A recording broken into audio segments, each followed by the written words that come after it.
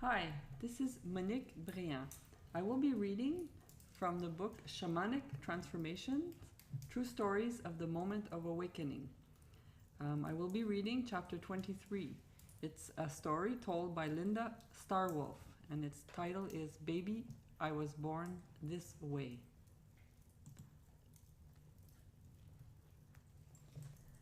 I was born into a loving family and grew up with the good, hard-working, salt-of-the-earth Christian folks of rural western Kentucky.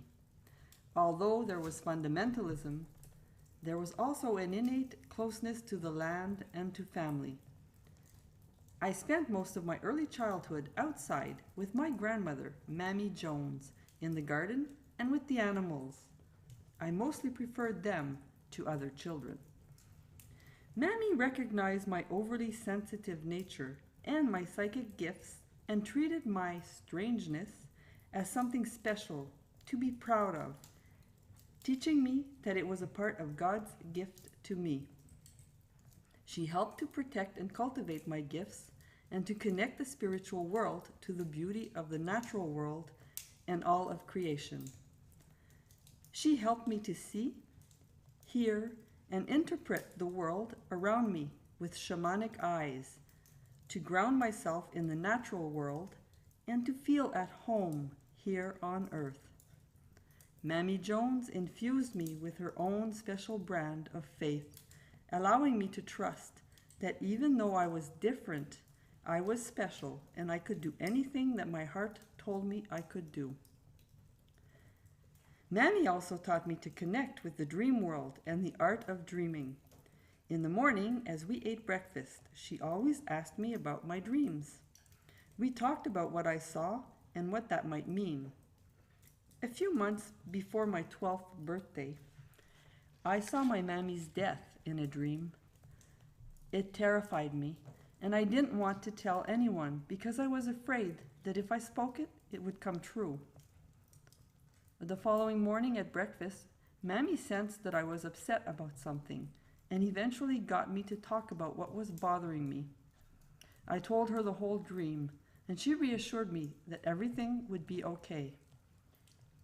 A few weeks later, she became ill and her health declined rapidly. She eventually agreed to go to the hospital, but she never came home. My beloved Mammy passed away a few weeks after my 12th birthday. Not only was the loss of my grandmother a shock, but it created a huge psychic wound in me that lasted for many years. I secretly blamed myself for her death, believing that somehow I was responsible because I had seen the vision of it in my dreams. The pain of losing her was insurmountable, and I was inconsolable. Although I knew my parents loved me, Mammy Jones was the one person in my life who really saw me for who I was. As a teenager, I couldn't understand how to deal with my gifts without my Mammy to guide me, so I wandered in the underworld for a long time. This was the turbulent 60s and 70s, and in my confusion, hurt, and grief, I ignored my sensitive nature and pushed my gifts underground as much as possible. I also developed several dysfunctional patterns for dealing with life, including addiction to substances and having a near-death experience with drugs before I was 20 years old. The addictions turned out to be blessings in disguise. In my early childhood and adolescent experiences eventually led me to a path of soulful sobriety. As I reclaimed my sanity and sobriety in my late 20s, I found that I was a natural wounded healer. I was working as a counselor in the addiction field at that time, and I sensed that there was more to be offered to those I worked with who were struggling as I had been. I could see myself in them. I understood that many of them were using substances to block out emotional pain and repress their sensitive spiritual souls. I became very determined to discover what that something more was, not only for me, but for others who were seeking ways to live on this earth that didn't involve being an addict and yet also didn't mean conforming to the mainstream status quo of what was considered acceptable and normal. This yearning for something more led me to a path of radical transformation and reclaiming my lost soul parts through the healing power of breath work. It led eventually to the shamanic path. I was doing a lot of breathwork journeying at that time and increasingly began to feel a call towards Native American, Mayan, and other indigenous teachings. A Cherokee friend and teacher encouraged me to listen to a guided journey every day with the intention of finding a grandmother spirit who could help me heal my grandmother wound and give me the guidance to truly find myself and walk my path. During one of those journeys, a Native American grandmother whom I had never seen before came into my vision. She held my head in her lap and, stroking my hair, called me, "Gentle Star Wolf." I saw her face as clear as day, and she felt incredibly real. When I came out of that journey, I was not sure if she was someone real that I needed to find in this realm or if she was a guide from the spirit realm. It would be several years before I tracked her down in the physical world, or perhaps it was she who tracked me down. She told me shortly after we met that she had been dodging my tracks for years. One day I traveled to the Cattaraugus Indian Reservation in upstate New York. As I got out of my car, Seneca, Wolf Clan grandmother Twyla Nitch, opened the door to her back porch and walked towards me. Taking hold of my shoulders, she looked penetratingly into my eyes and said the words that would change my world forever.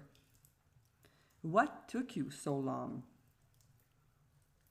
I looked back at her in shock. Even though there were others close by, they ceased to exist in that moment, and there was only the two of us, suspended beyond time and space. The whole world went into slow motion, and eventually I found my voice, saying, "Well, it would have helped if you had told me your name and where you lived."